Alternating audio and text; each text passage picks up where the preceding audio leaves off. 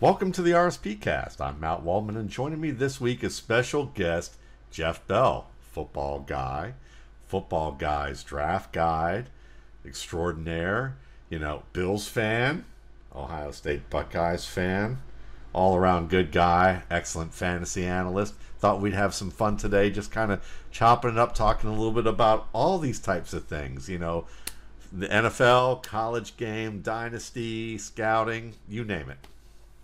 So welcome aboard, man. Thanks so much for joining us. Thank you so much, Matt. I really appreciate it. Very excited to be here today, tonight. It's great. We have the Footballguys Dynasty show we just announced today. We are launching that, and so that's going to be very exciting. I'm doing that with Kevin Coleman and Christian Williams, the old crew from the Footballguys College show. So if you checked out the Footballguys College show and you enjoyed the content that we did, we have the Footballguys Dynasty show launching this week. Yeah, definitely worthwhile. And just basically all the podcast platforms that you can usually find the usual suspects of good podcast content. Exactly. And if you were a longtime subscriber to the Dynasty show from Footballguys, from the old great show that Chad Parsons and Jordan McNamara used to do, that'll come right in your feed, that same feed that came in before. And so we're going to hit that feed, and we'll be feeding you some more Dynasty content once again. See, look at that. See, that's awesome. So let's dive right into it and talk a little Dynasty here and just say, who's a player from the past 5 years that you drafted as a rookie, or that you wish you drafted as a rookie for every Dynasty team? Who's someone just comes to mind for you right off the bat? Is kind of a little aperitif to this. Yeah. Well, I think the easy answer, so looking at this, it's easy to throw out a guy like Jamar Chase or somebody like that would have been an early pick. I think the layup answer would be Jalen Hurts, is a guy that you probably could have gotten your second or third round, and now he's become a top 3 Dynasty Superflex asset. And that would be the easy answer. The other answer in my mind would be Amon-Ra St. Brown. I think was kind of slipping, and especially if you're somebody that relied heavily on draft capital, he was landing in the 3rd round after he was a day 3 wide receiver and kind of slipping in those rookie drafts. And so if you would have used a 3rd round pick or a very late 2nd round pick on Amon-Ra St. Brown in every single one of your leagues two years ago, you'd be pretty thrilled right now. And so while Jalen Hurts, I think, is the easiest answer that you can go with, I'll go with Amon-Ra as well. Yeah, I think that's a great answer. I mean, you got to touch upon Amon-Ra St. Brown as an excellent selection out of all of those, just because you're seeing him as a high volume, reliable option who may get a chance this year to show a little bit more as a field stretcher. We'll see if that happens. Do you have any thoughts about him maybe becoming that kind of vertical threat, at least on some level? How would you characterize that aspect of his game? I think he needs to. When you see now Jamar Gibbs coming in, he can do some of those things. You can send him on a wheel route, those types of things. He can work downfield as that type of receiver, and we've seen a little bit of camp highlights even today of him trying to make those plays. But they really need, with Gibbs coming in and with Sam Laporta coming in, Amon-Ra St. Brown to stretch himself, to create a little bit of that space for, one, those guys to operate underneath, but two, to switch up defenses and make it more difficult to cover him.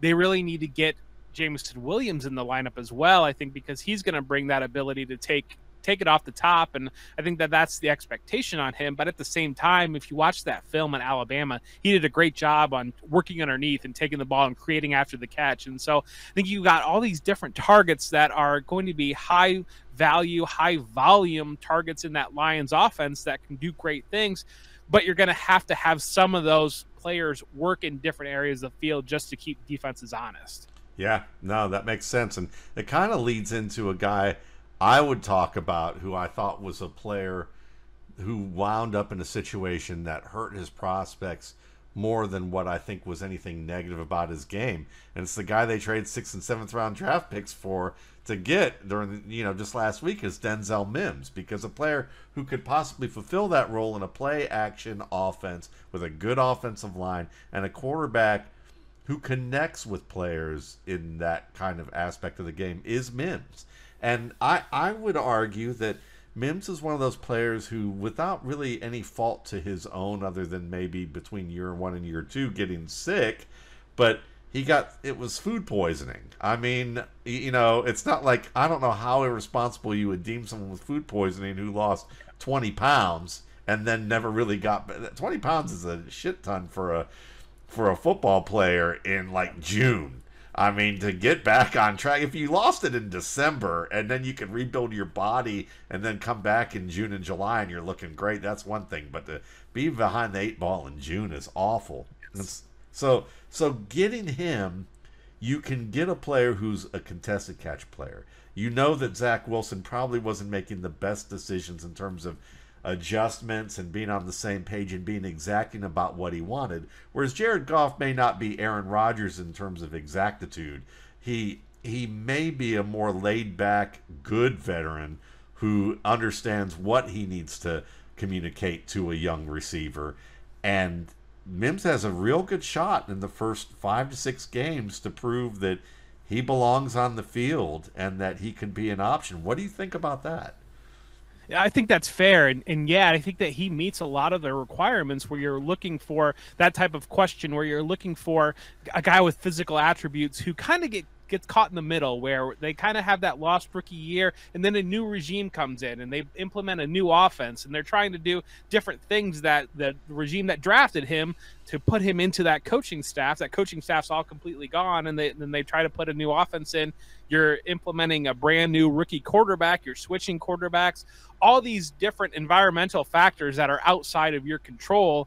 And to take a player that does have those physical tools, and Mims, of course, certainly jumps off the page, and the Lions really need that. They need that big X, and he could do a lot of that and be able to attack those different areas of the field and add that to that offense for sure. Yeah, and before we move on to the guy, I want to know who you feel fits this question. I would just add that Josh Reynolds fit this question years ago with Jared Goff when he got drafted by Jeff Fisher's group, I believe. It may have been Jeff Fisher's group, or it may have been early on with Sean McVay. I think it was first year with Sean McVay he got drafted.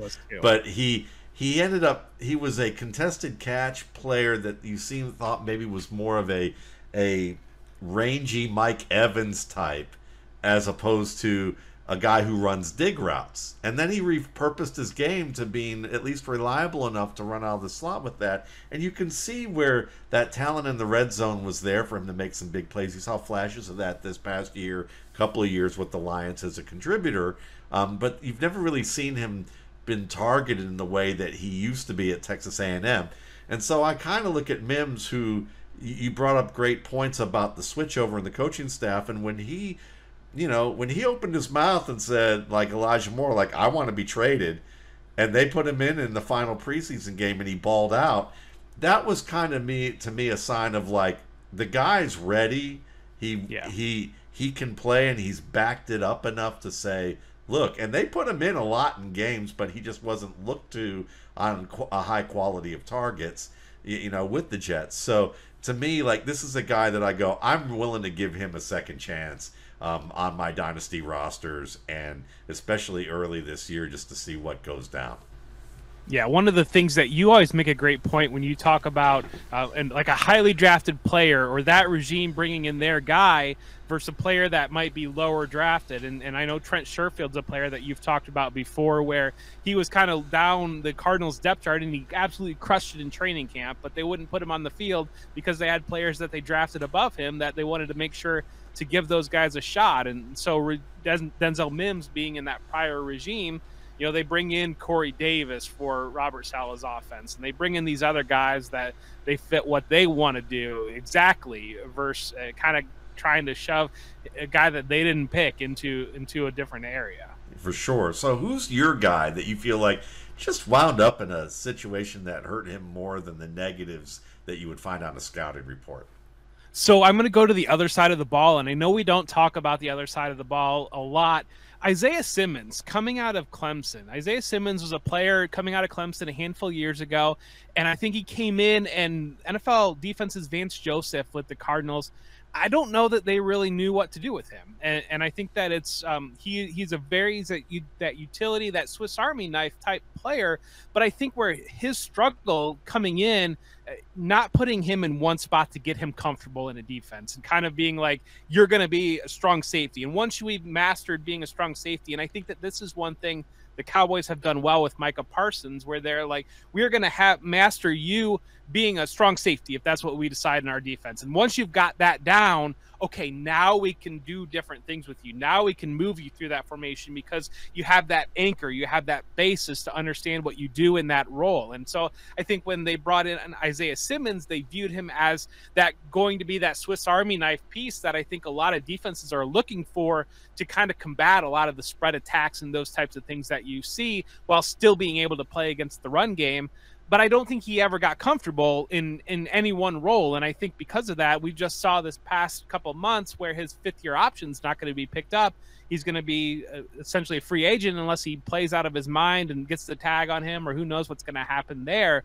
But that's a player that coming into the draft, I think he went 8th overall, I believe. But there was so much hype and so much excitement around him with Clemson, and he was just such a skilled natural athlete. And I'm somebody like Sean Taylor's one of my all-time favorite players, and so I go back to, like, if you get a big safety that can, a rangy guy, like that is right in my wheelhouse. That is what I absolutely love. And so I think Simmons could have been that type of player, but he just never had that anchor to what he's going to understand the position to grow outside and become more.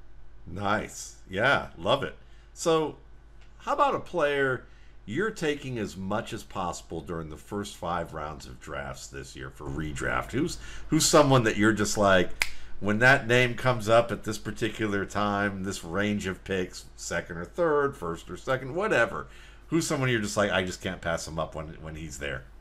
So I wrote a spotlight a couple weeks ago about Derrick Henry, is a player that he's landing, and I'm doing a bunch of these underdog drafts right now because it's that time of year, and I'm kind of doing those, and those are half-point PPR format, and I'm getting him in the 3rd round, and it just kind of blows my mind a little bit on one of what that draft room is doing in terms of pushing up wide receivers and letting running backs slide a little bit. But I know that he started to show some signs of slowing down last year, but at the same time, he showed a lot of growth in the passing game that he hadn't shown previously in his career. At least his overall numbers ended up there. And so I'm landing him in the 3rd round. And if you give me Derrick Henry in the 3rd round, I'm going to take that all day, especially the growth that we saw in the passing game last year. And I know there are concerns around that Titans offensive line, but they use that 1st-round pick to grab Skoronski, the guy out of Northwestern, to try to kind of ease that a little bit. Now we just see that offense add DeAndre Hopkins, and so that, I think, has started to bubble him up a little bit more as we see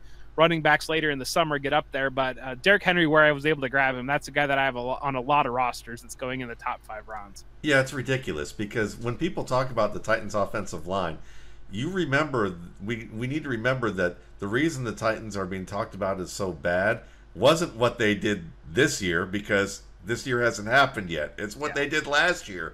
And he had 1,800 total yards from scrimmage last year. So if he's slipping, I'll just say this, because I know you know the answer to this as well as I do, which is, if anyone says, well, he's slipping a little bit, okay, you tell me the difference between him slipping and having just shitty offensive line play, because that's probably the real difference there. So, I'm totally about that. The only issue I would have is maybe Tyjae Spears gets more of the passing game because he's so dynamic in open space, and he's shown to be very good as a one-on-one receiver. But I don't think it's going to be such an impact that you're going to look at this and say, oh my God, he just made Derrick Henry like running back 29, this year. It's more likely that Derrick Henry will be running back 9 or running back 12, which is still a lot higher than running back 19 relative to how early picks fare and the differential between that. So I love that pick. I'm going to name a few guys that just come to mind. I mean, Nick Chubb 15th. Jerome Ford looks like he could be a Kareem Hunt compliment, but even if he is the Kareem Hunt compliment, Nick Chubb at 15 is still probably 3 to 5 picks lower than where you would get him if it was Kareem Hunt instead of Jerome Ford in that spot. Real quick, go ahead.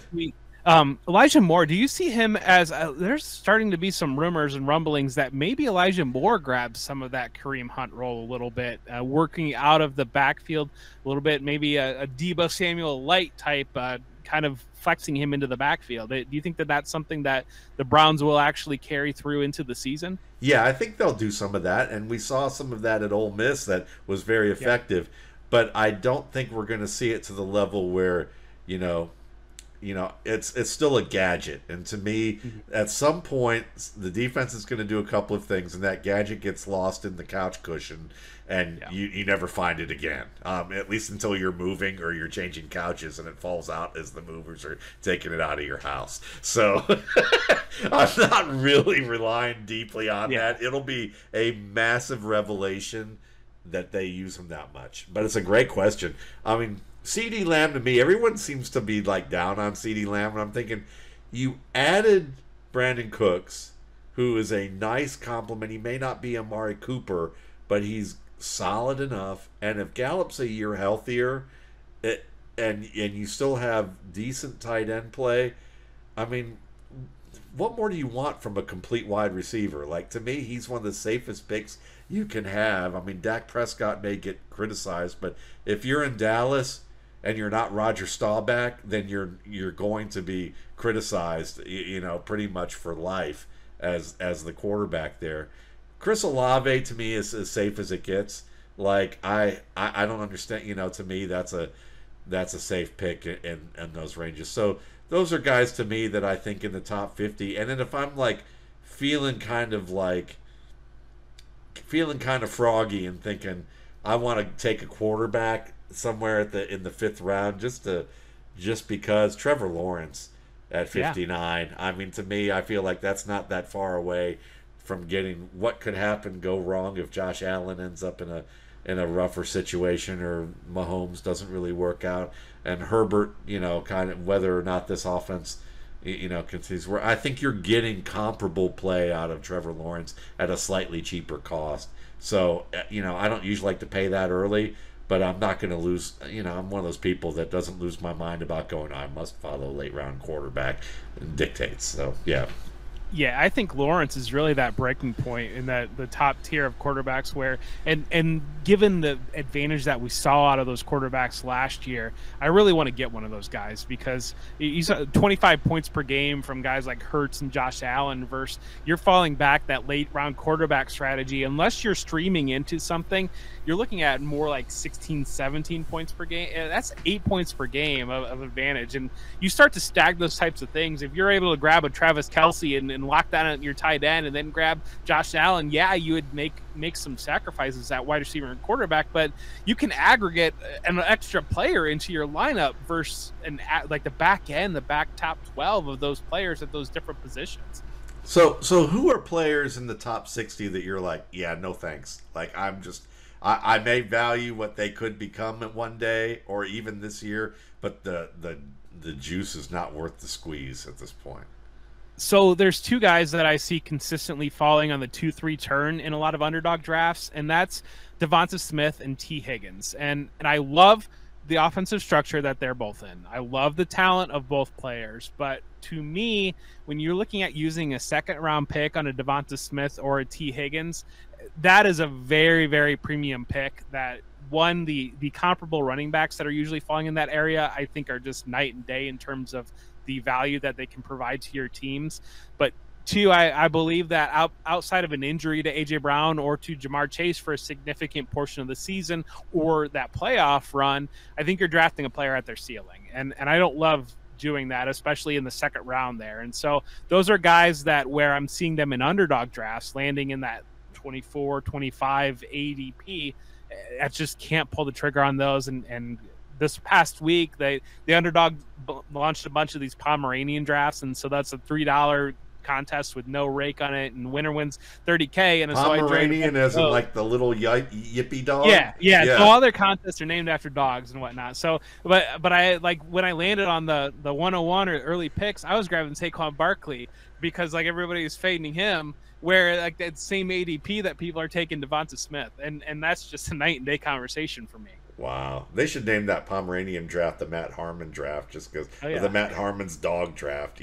Even though his puppy is a little bigger and a little tougher than the Pomeranian. I met the old man at this point, but But yeah, for me, my two are my past two running back ones in the past two rookie scouting portfolios. Not because I don't love their talents. I mean, Bijan Robinson's my running back one in Yeah. long builds. Right now, but running back three, I mean, I get the connection with Derrick Henry, Arthur Smith, Bijan Robinson, but Derrick Henry, year one, while of course Arthur Smith was a tight ends coach, so he had no say in this, but they had DeMarco Murray, an aging DeMarco Murray, who had what I think 1,800 total yards year one in Derrick Henry's career, and then year two in 2017, Murray still got 900 total yards from scrimmage, and so when I look at that and I think of the Atlanta depth chart with Cordell Patterson, who's old but doesn't have all that mileage, but they're probably like, we want to use him more as a receiver. That's what they're saying. But you also have Tyler Algier, who, I never was in love with as a prospect, but he's a solid outside runner, and with their outside zone scheme, he can catch. He's a decent enough blocker. And while they're moving Robinson around and trying all the different things that they can do with him, at the end of the day, they're trying to protect what's essentially a rookie quarterback in terms of his first full year as a starter in Desmond Ridder. Are they really going to put... Now, Robinson could wind up being that really good blocker right away and be assignment savvy, and it's a moot point. And if that happens, and he gets all the receiving potential that his ability shows, and they don't take him out of the red zone either, then yes, running back three, I get it. But everybody's drafting him at his ceiling. To me, Yes. that's his ceiling. So why wouldn't you, to me, his midpoint is really more like running back 13, running back 14, where you account for the fact that Cordell Patterson's pretty good in the red zone. And he's big. He's 230 pounds. And he can catch. And Algier's proven. So are they really going to throw everything at him right away, right now, and have him overthink things? Or are they going to ease him in a little bit and let him do more? And then what happens if he doesn't catch on to some things and they use some of these guys? He could wind up being more of a low-end running back, too, especially an Atlanta offense that still has to prove that it can get off the ground after last year where everyone was hyped about Kyle Pitts with his 1,000-yard season, and then yes, he missed 7 games, but he only had 300 yards, a little over 300 yards last year. So to me, Robinson is scary at that point at 13 as running back 3, pick 8, at least in our football guys consensus ADP. And then when you look at Breece Hall, I get Mekhi Becton is healthy and he's unlimited in drafts. But when you look at the thin Aaron Rodgers, who's showing up in those photos, and you're going, this guy's getting in shape to run. This guy's knows he's not going to have the offensive lines of the past, and he's going to have to be able to move. And I just look at that and I think, yeah, Breece Hall doesn't have a great offensive line. Aaron Rodgers will do a better job of getting him into good calls, which is great. And maybe they have a slightly better O-line than last year. But then there's also the injury. He is a hard-cutting, dynamic, creative back who does great things when he trusts his body. The last running back I remember who trusted his body right out of the gate and played like he did before his injury was Adrian Peterson in that 2,000-yard season. Not anybody since. So actually, the only guy since might have been Tyjae Spears, but that was at Tulane, not in the NFL. So hard for me to take Breece Hall at 26th overall or in that range of running back 10 when, again, like you said, there's T. Higgins, Chris Olave.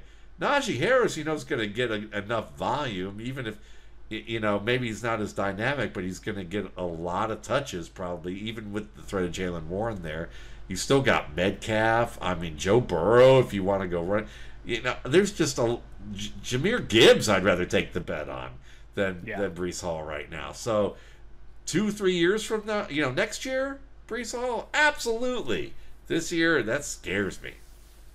It does, yeah, and I think that that's fair. And those are players that I probably have a little bit higher in my ranks than I'm really comfortable with. I did projections this year for the first time, and so I kind of followed your model where I did projections and I kind of just put them when the projections came out, like those are my ranks, and kind of put that out there. And I think that I know that usually around the industry there's a little bit of massaging that occurs relative to ADP that I haven't quite got to that level yet, but I think that both of those guys worked out pretty highly when I did projections on them. But I think that those are top end pie in the sky probably projections relative to what could occur. And when you really look at the Falcons offense splitting that up, I think that you're really going to need that target tree to really just be Drake London, Kyle Pitts, and Bijan Robinson. If all three of those players are to deliver at their ADPs where they're sitting at, and I think Cordero Patterson is still going to be used, and they talk a lot about him being essentially the spiritual leader of that offense, and they absolutely love that guy. And so he's going to be on the field. He's going to see usage. Matt Collins is kind of around there a little bit. I know Jonnu Smith is a guy that has a history with Arthur Smith, and so and Tyler Algier, like you mentioned, you're if those guys are not zeros, I mean, those all three are either Falcons are going to have to be a lot higher offensive ceiling than what they showed last year, or that's going to be tough to deliver.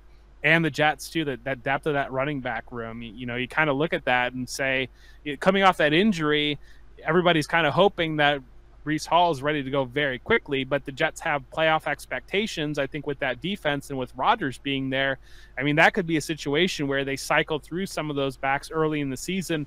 One, to see if a real true complement to Breece Hall steps up, but two, to kind of pull Breece Hall for that stretch run a little bit and to allow him to acclimate and get more comfortable. And so you're sitting there week 6, 7, and 8. That might be great for the Jets if they're in playoff contention and can hold him back. But on your fantasy team, if you use the second or third round pick on Breece Hall and you're not getting a real full production until week 10, I mean, your season's over. Yeah, without a doubt. And I love how you brought up being at the ceiling of your projection. And I think all of us do that with certain players. Cam Akers is at the ceiling of my my projection for him, and I have him ranked higher than probably anybody in the industry right now. And we'll see if I revisit that, because I'll be revisiting a lot of my projections at the end of this month, and there's some things there. But he's that type of player that I was like, no, you know what, I'm going to keep him up there just because.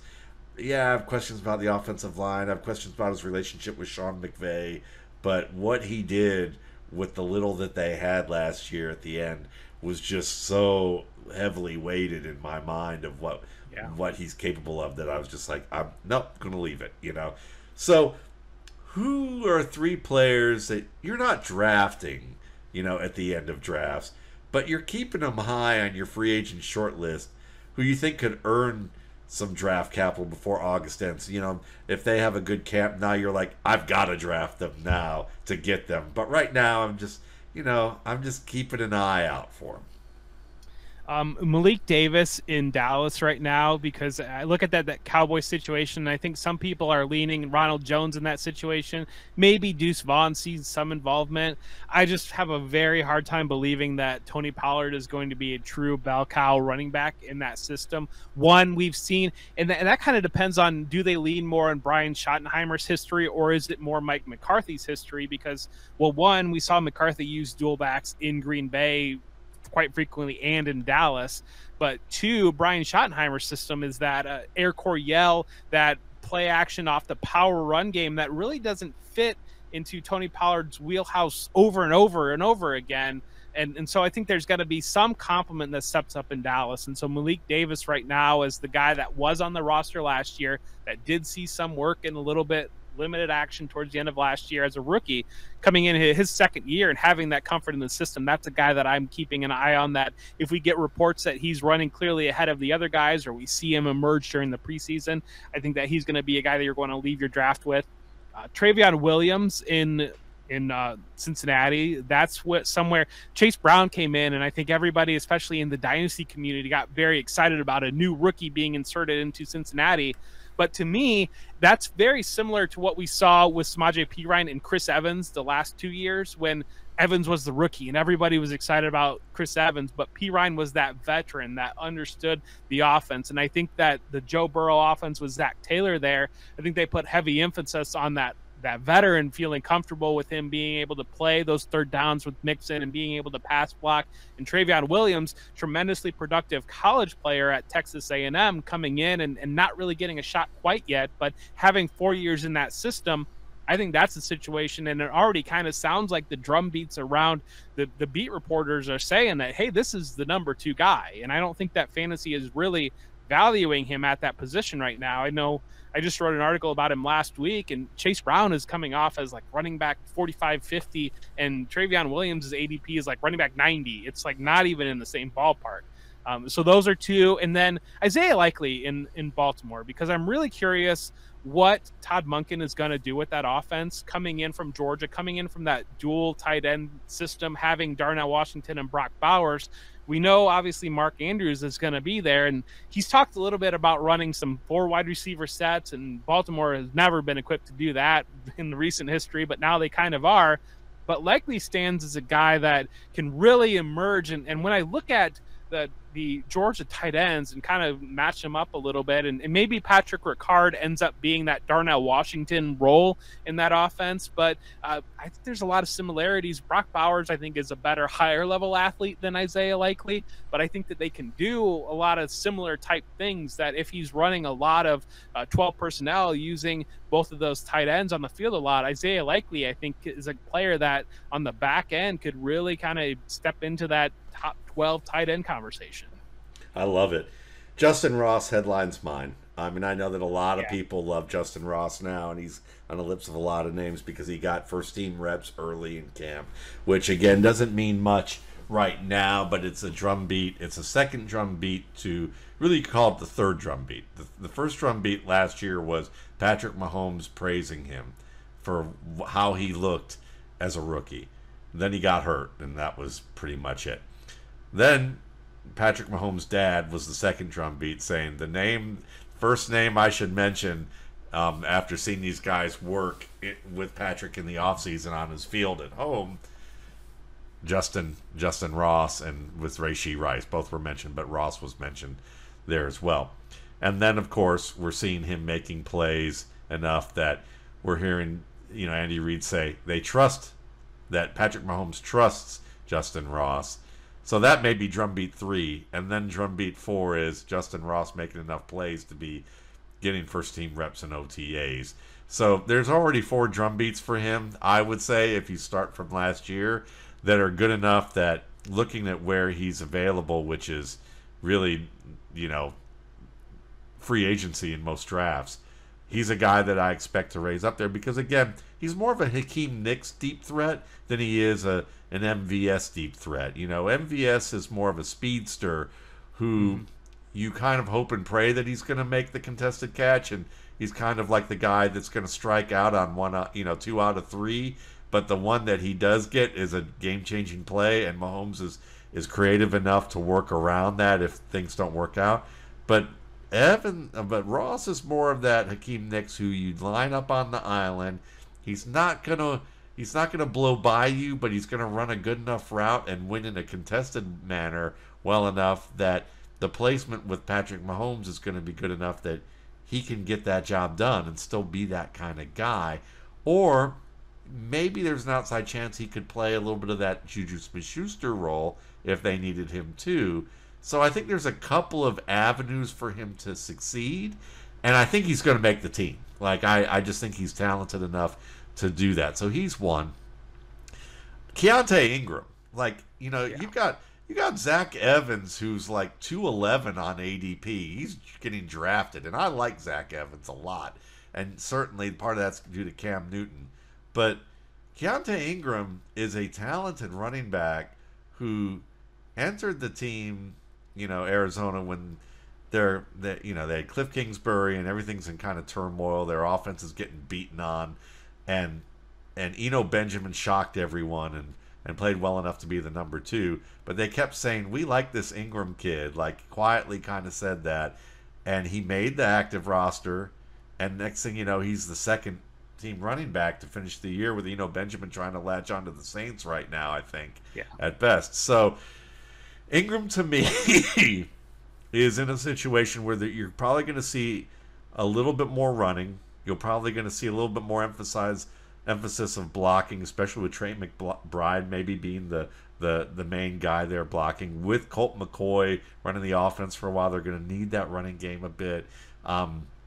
And Ingram can catch. To me, he's a Kareem Hunt starter kit type of player. Yeah. So running back 81, you're getting a running back 2 behind. Yeah, that guy we know, in terms of, the former Steelers running back who I can't remember his name, the James Conner. With James Conner, I mean, we know that, look, he's a tough player, but he's a physical player and can get beaten up a little bit. So Ingram to me, and then the guy right after him is Richie James, who, again, another Chiefs guy. I mean, talk all you want about Sky Moore. Sky Moore gets a lot of love, and he spent last year having to learn a lot of stuff and refashion his game. Now, everybody looks at Richie James, and and they think of him as like, well, he's a journeyman wide receiver. But to me, he's not Antonio Brown, but I thought he had a lot of qualities that were similar to what Antonio Brown does well, in terms of the versatility of where you could use him. Maybe he's not that contested catch type of player, but after the catch, he's dynamic. He's a decent enough route runner, and whenever he's put on the field, he performs well. So he's also a guy that before his rookie year, he worked out with Patrick Mahomes in the offseason. So they have a familiarity, and he also got mentioned as one of the notable players this week that stood out, and I just believe that he was probably their best receiver in New York last year. And it was a guy I said last year, this time actually in April of last year, I was like, watch out for Richie James in New York because he's underrated. Kyle Shanahan, is very exacting about what he wants from receivers, and James really didn't fit that mold, but when they had to put him in, he played well. So he's a guy that I just look at and think, there's a lot of depth there on that roster, and James can play multiple roles, and there's multiple avenues for him as well. And while I know that it's really a two-man game in the passing game for the Chiefs, it's very possible that second man, if it's not Kadarius Toney, who's banged up already, then who's the next guy who can play that Toney role? And to me, it may not be Sky Moore. Sky Moore certainly is next on the list, but James is the guy that is going to be consistent. And if we see Moore still have inconsistency, well, coaches love they look at guys with ability and say, we can find anybody with ability. We want someone with consistency. And James is that guy that may have a little bit more proof of concept with that. Yeah, so my thought, one, I think that's great, and especially hitting two of the Chiefs there, because like a lot of my mind's in basketball right now, and like I'm looking at it as like I want to leave drafts if I'm not feeling very good about my wide receivers. Give me a late shot on a Chief because you're giving me an ambiguous target tree hooked to Patrick Mahomes, or the Panthers or the Giants are two other ones that just throw a dart at it because they might end up being the number one guy for those offenses. But really, when you look at the Chiefs wide receivers, I think that you can split the guys pretty easily into buckets, where you kind of got MVS and Justin Ross as those field stretchers, and I think Ross has got a bigger game he could grow into than MVS, just like you mentioned. I think Sky Moore and probably Rashee Rice a little bit too are going to be those guys that you can move throughout formation, and they're going to be on the field for, you might see very high snap counts out of them, but you might not see targets that are in line with those high snap counts, where you might be the type of thing of like, well, he's on the field, he's going to get the ball from Mahomes, and then he's just not getting the ball that often. Whereas Tony, and then by extension Richie James, playing that role, and a lot of what the Chiefs did very successfully, especially against the Eagles, the way they combated that too high was they created conflict and created those layers underneath, getting the ball in guys' hands and allowing them to have that ability to create after the catch. A lot of misdirection, a lot of those types of things of bringing everything play side one way, and then you've got the wide receiver kind of coming out the back gate, those types of things. And so James is a fantastic player for that type of football. He's got the natural return ability, natural ability to create with the ball in his hands. And it might be the type of thing where, yeah, you want Kadarius Toney to be in that role, but at some point, when do we stop trusting Kadarius Toney? And when did the Chiefs just say, we can't trust this guy to be available? Richie James, this is your job. Yeah, go back and watch the Middle Tennessee State, anybody who's listening to this, and watch Richie James as a runner, and you'll be impressed. Watch him as a blocker, you'll be impressed. He was a physical player who could be used in that Hardman-esque role, and I would dare say he might surprise and be better than what Hardman was, but give you also a little bit more versatility so that you can get better volume than what Hardman had to offer. But this is as everything comes together, and we're talking about guys who we're not even drafting, but we're keeping an eye on. So keep that in mind. So now, speaking of draft, who's someone from the 2024 class that just caught your eye for whatever reason, and you're like, I want to watch more of them, or I've already watched a ton of them, and I'm just enthusiastic about what I see? Yeah, I wanted to dig a little bit deeper on this question and not give the standard answers. So one of the things that I like to look for is if a guy's not dominant in terms of counting numbers right away as a freshman or sophomore, who's a guy that kind of ends up stepping up in big moments. And I know Chris Olave is a favorite of both of ours. And that was a player that early in his career, he would just be in big moments and he would just be there. And Adonai Mitchell from Georgia and now at Texas is a guy that he has some injuries. The production, the counting numbers aren't exactly there. And if you're a college fantasy guy, that you're kind of off him a little bit. But that is a guy that he makes a touchdown catch in the national championship, like without fail, it seems like. And so just kind of one of those guys that steps up in big moments. He's a big body receiver, 6'3", 6'4" type receiver. And he's shown on his tape, there's some physicality. He's not afraid to go over the middle and he can stretch the field vertically.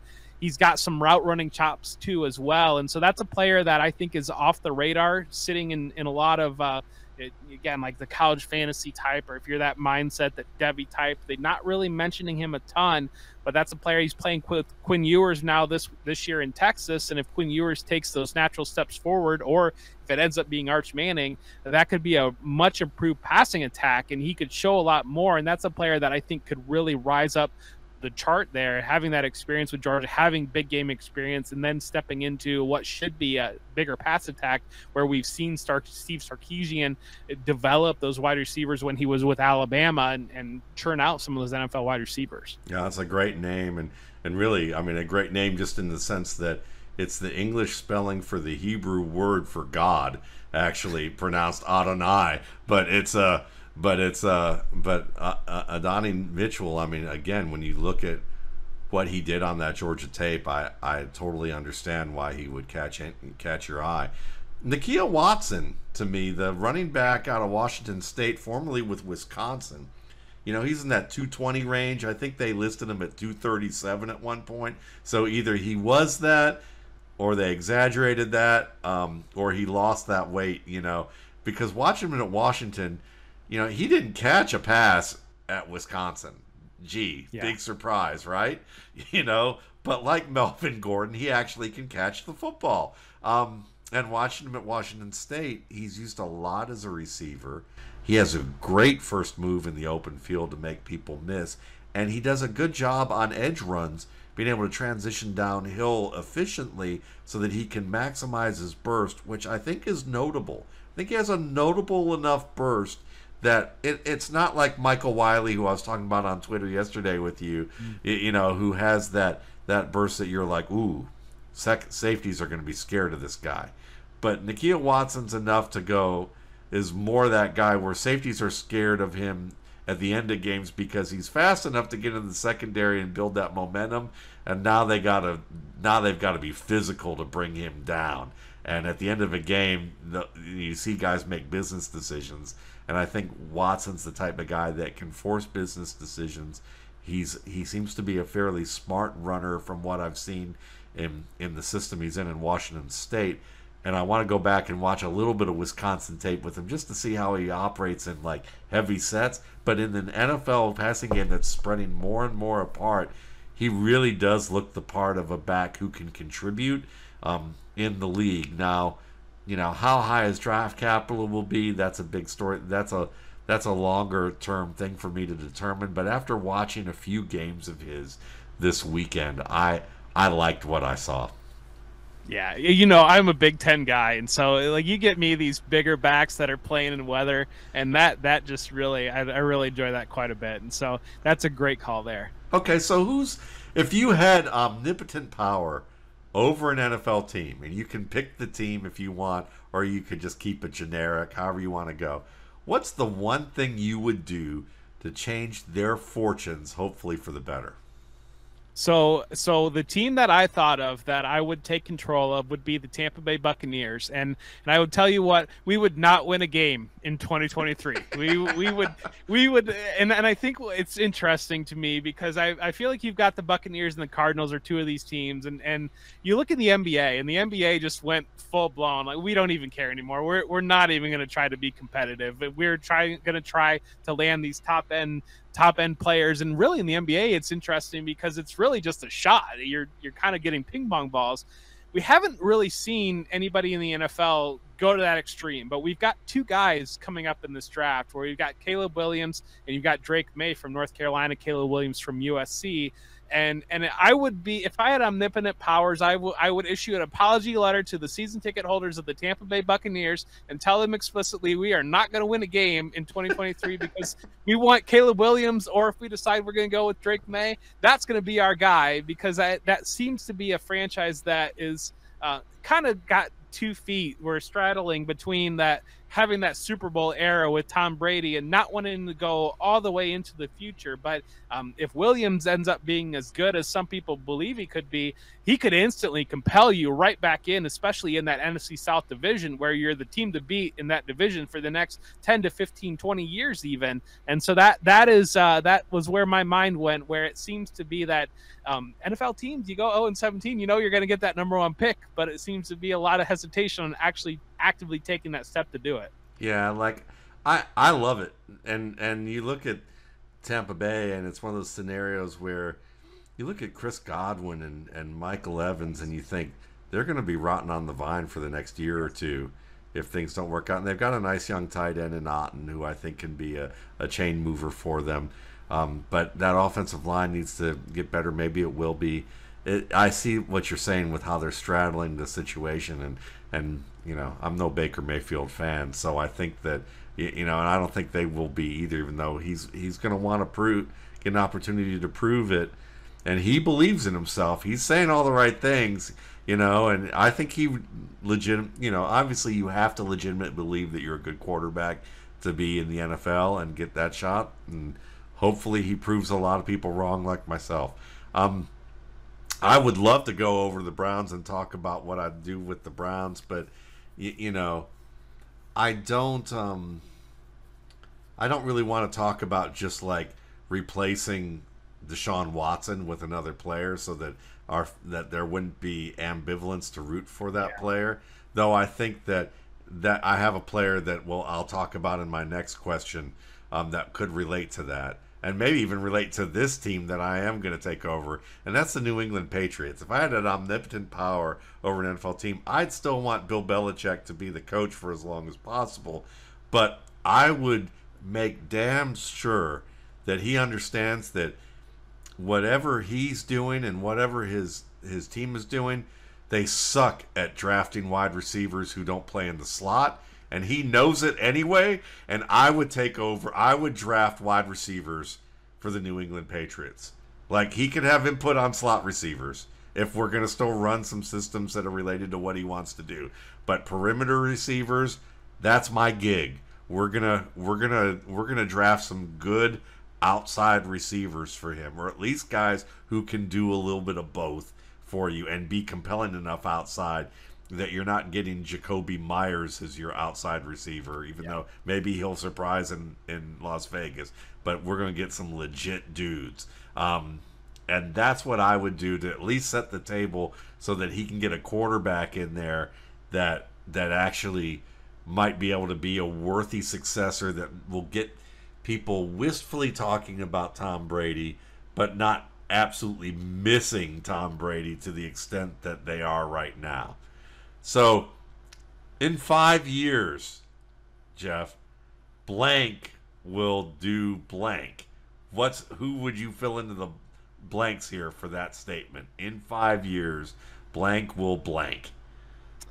In 5 years, Patrick Mahomes will be unanimously viewed as the greatest quarterback of all time. So, in 5 years, Patrick Mahomes, he'll be right on the cusp of hitting top 10 in passing yardage and touchdowns if he doesn't miss any time from injury. So the counting numbers will be right there where he's within 5 years or so of clamping down on Tom Brady and number one overall in both of those categories. I think he will have stacked up at least one or two more Super Bowls the way that things are looking right now, and sitting at 3 or 4 right at, he's be early 30s. And so he'll have still a runway on that, assuming he wants to keep playing. But I think the things that we've seen so far in the first 5 years of his career, the way he's figuring out the league, the way the league is not being able to counterpunch him, I think that we'll be at a place where everybody is in agreement saying that he's the best quarterback of all time.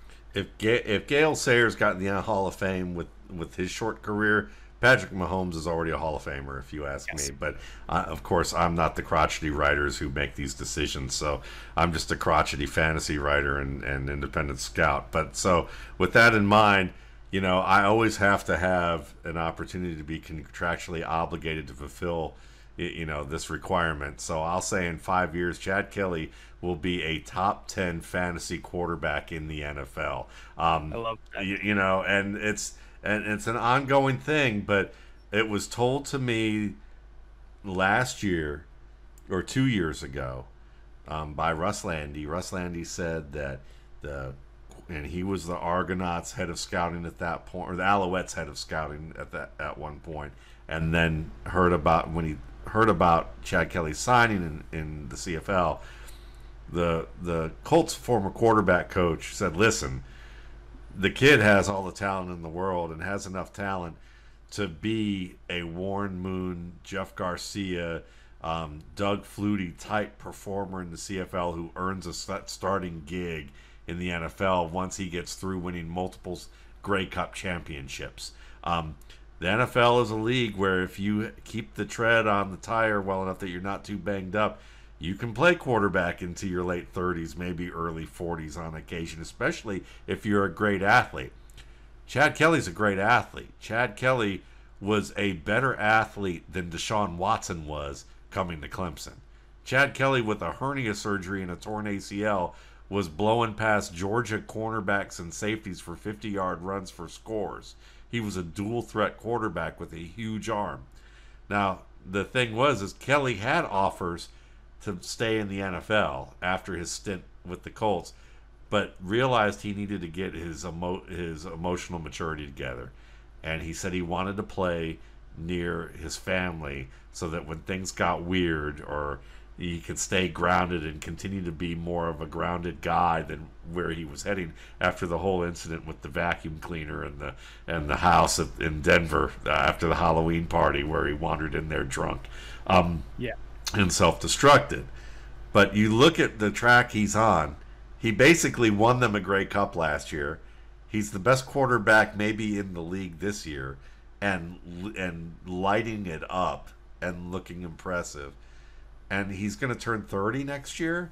So even if he stays in the league for another 3 to 4 years and wins another 1 to 2 Grey Cups, at 33, 34, 35, he may get that shot. He may get that shot with the team.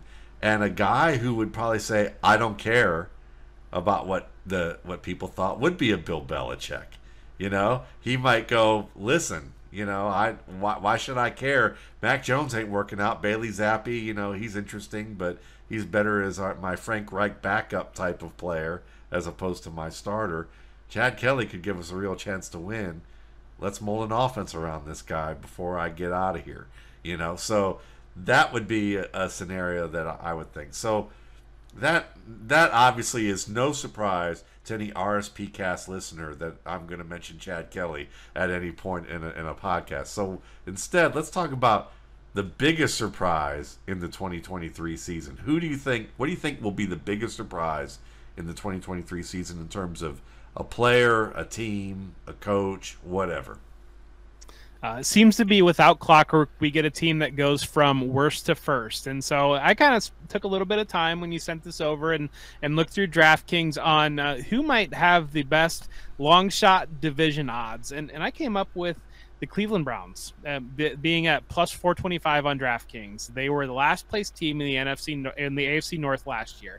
This past off season, they shored some things up on their defense. They've got a full season with Deshaun Watson. They've got one of the strongest offensive lines in football. The addition of Elijah Moore, I think they're going to take down the AFC North, and I think that's a long shot bet that you can make. That plus 425. That to me stood as the best odds on a team that has the potential to win the division.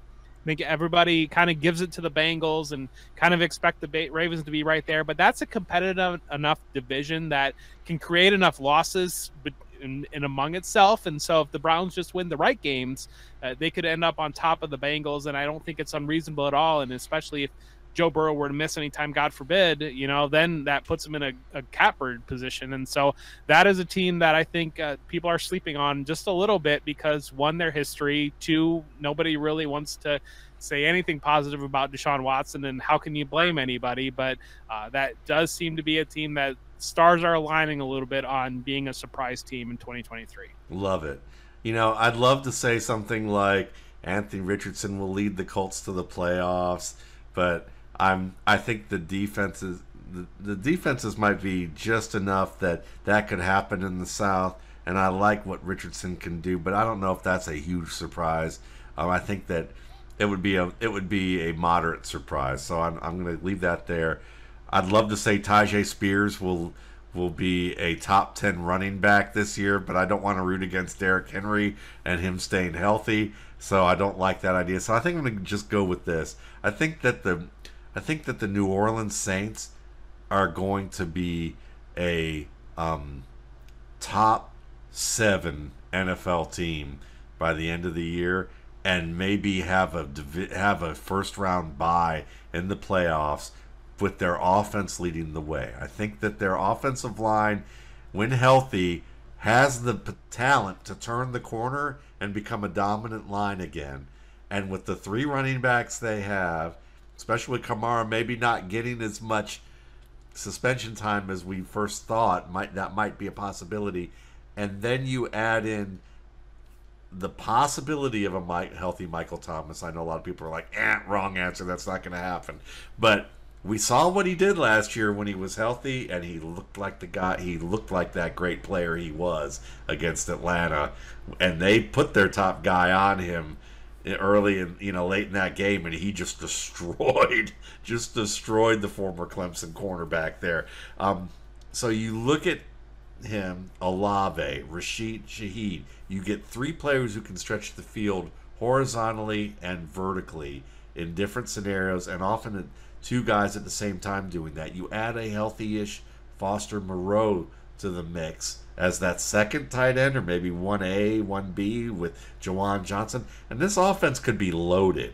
And loaded enough that if Jimmy Garoppolo can get you to a Super Bowl, and I'm sorry, I know that he hits the clutch factors on the, I think Joe Bryant brought up, showed something on our message board about all the data that shows clutch, defines clutch.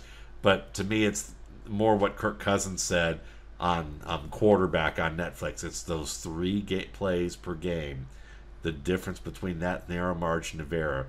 And those 3 plays per game, Jimmy Garoppolo is, a little bit on. But I think that Derek Carr, if Jimmy Garoppolo can get there, Derek Carr, if all of that clicks, he could at least get them a first round bye, and this be a 4,500, 5,000 passing yard offense that people are like, I wish I got a piece or 2 or 3 of the Saints offense this year. I think they're going to be the biggest surprise. I mean, Jimmy Graham wouldn't be coming out of retirement if he didn't feel good about something. That's right. There you go. That now I just feel like, see, now I don't know whether you're like whether you're joking on me or not, but no, man. But you know, I kind of like that. I kind of like that rejoinder for this, because honestly, that I kind of feel like that.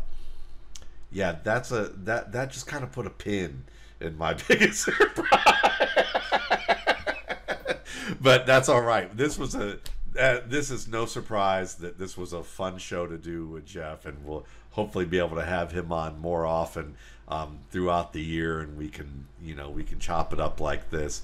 But special thanks to, you can find him at For Whom the Bell Tolls, 4 as in the number 4, and then whom, if you can spell whom.